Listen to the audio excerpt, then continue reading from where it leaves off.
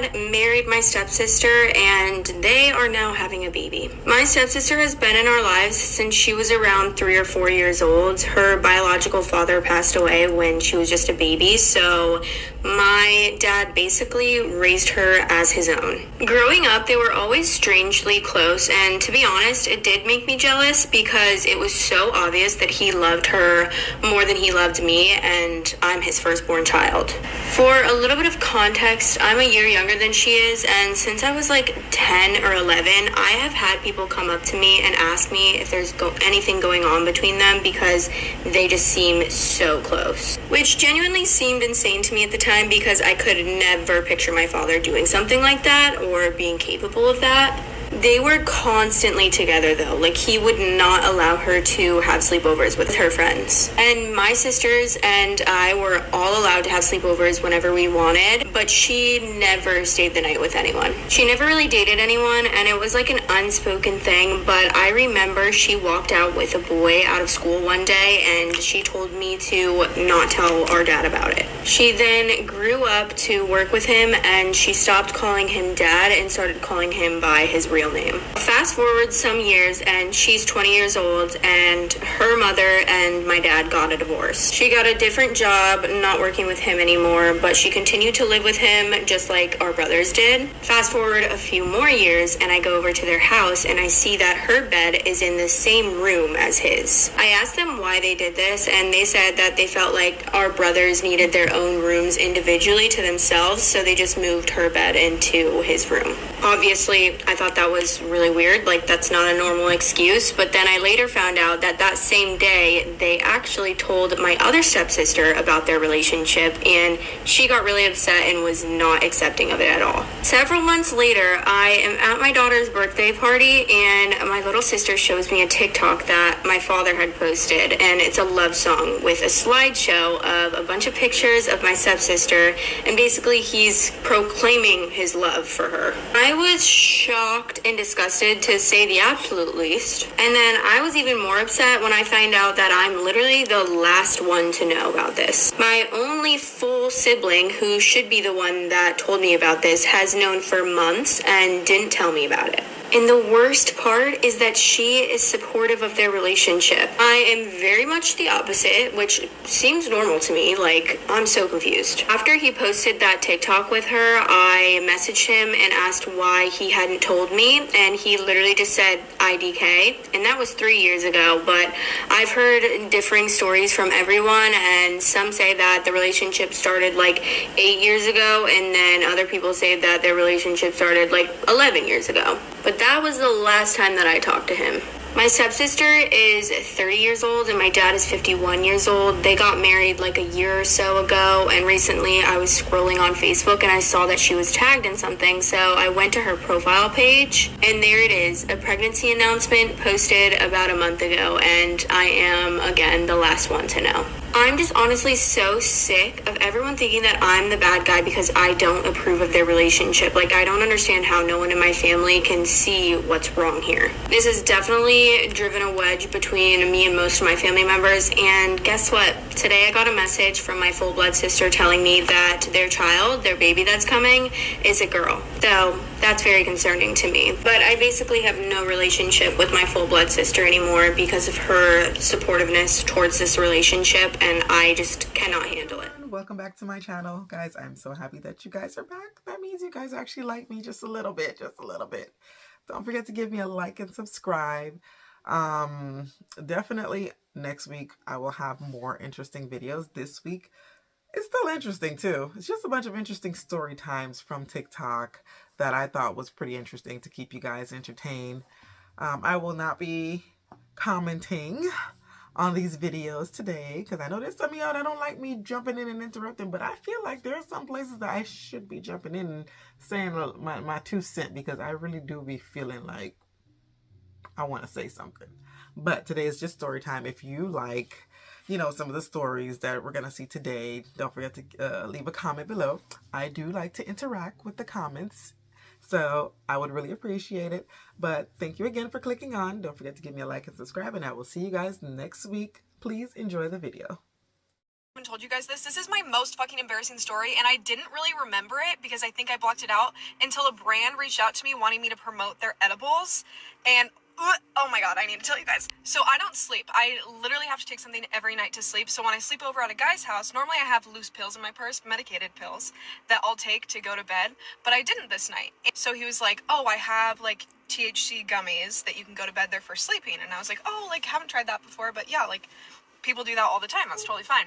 And mind you, I do not smoke often. He hands me them and he's like, oh, you'll probably only need one, but here, just take the thing, like keep it by your bedside, whatever. So I take one and he is falling asleep, but I'm wide awake still because they take a while to work, and I forget that I take one. So about 15 minutes later, I take another one because I'm like, oh, I should take that so I can go to bed. And then about 20 minutes later, I'm like, oh, fuck, I should take that so I can go to bed. Edibles take like about an hour to hit, so I'm laying there thinking, not a big deal, whatever. And then all of a sudden, babe, I start to forget how to breathe. So I'm laying there like, how the fuck do you breathe? Like, I have to think about every breath. And so I start to panic. I'm like, I need to go to the hospital. Like, I'm having an anxiety attack. I forget how to breathe. I can't fucking function. I don't want to wake this man up because I don't want him to think I'm a little bitch. So I just am like having a panic attack silently by myself, forgetting how to breathe. So I'm like just kind of holding my breath on accident. And then I start to shake because I'm not fucking breathing. And it wakes him up. And all of a sudden he looks up, he sits up and he's like, are you okay? Like, are you good? Do you need anything? Do you need water? And I sit up and I just vomit all over him, all over this poor man. But it doesn't end there. I don't just vomit on him. I vomit all over his room, all over his bed, and all over his dog.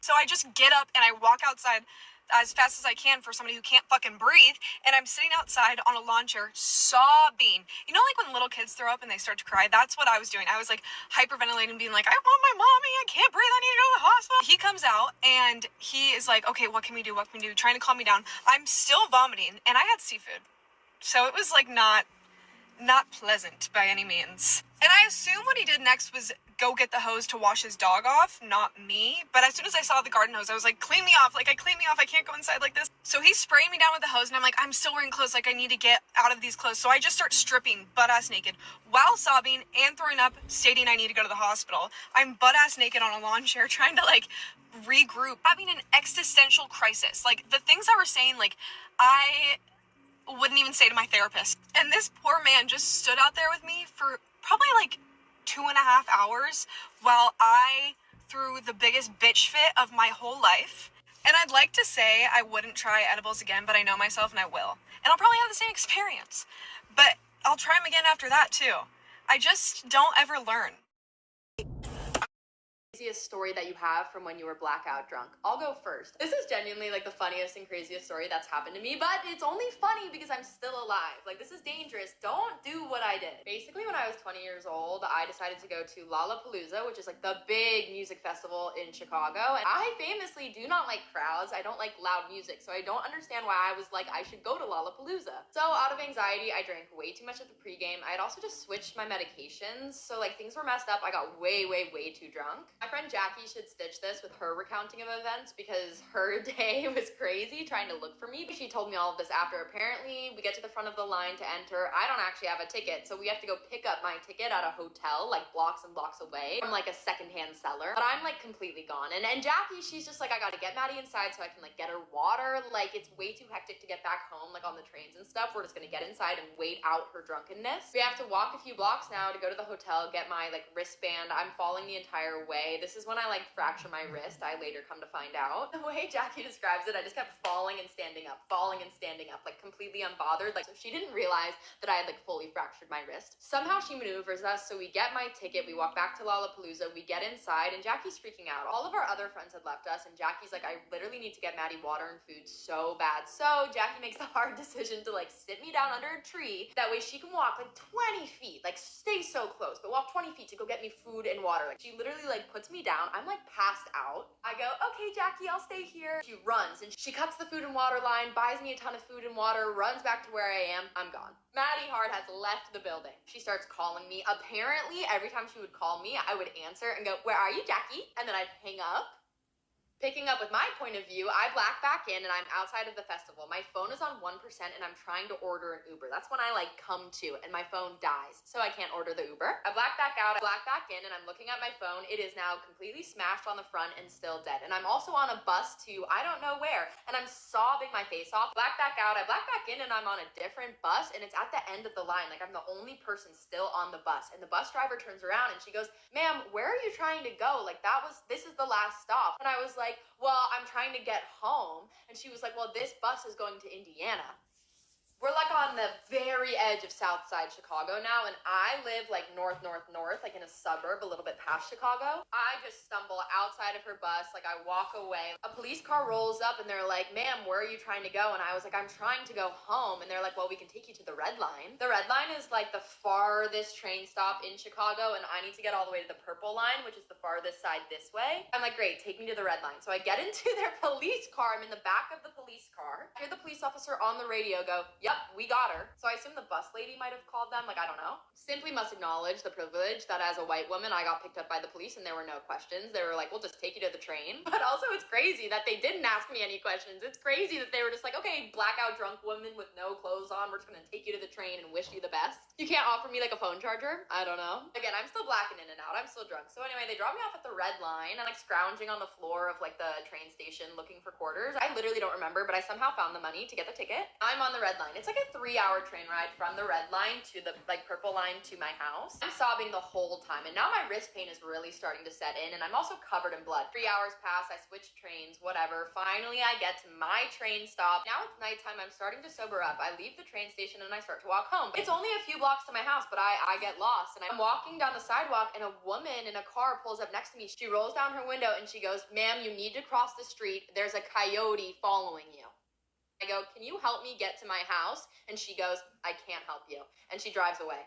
At her behest, I do cross the street, and then I look back, and in fact, there was a coyote on that side of the street kind of following me, and it like scampered away. Now it's like so late at night. Eventually, I run into this like couple, these two men who are like walking their dog, and I go, "Can I pet your dog?" And they go, "Of course." And I pet their dog, and I go, "Can I use your Google Maps really quick to just show me how to get home?" And they were like, "Yeah." And I was like 6 blocks away from my house, so I walked the rest of the way. I made it home. I collapse on my kitchen floor. I'm covered in blood. My wrist is like so mangled at this point. My mom comes down, and she's like yelling. I have a million texts and voicemails being like, "Maddie, what the hell happened to you?" And I'm like, I honestly couldn't really tell you. That's my blackout drunk story. After that, I learned to be way more responsible, and I never went to a big music festival like that again.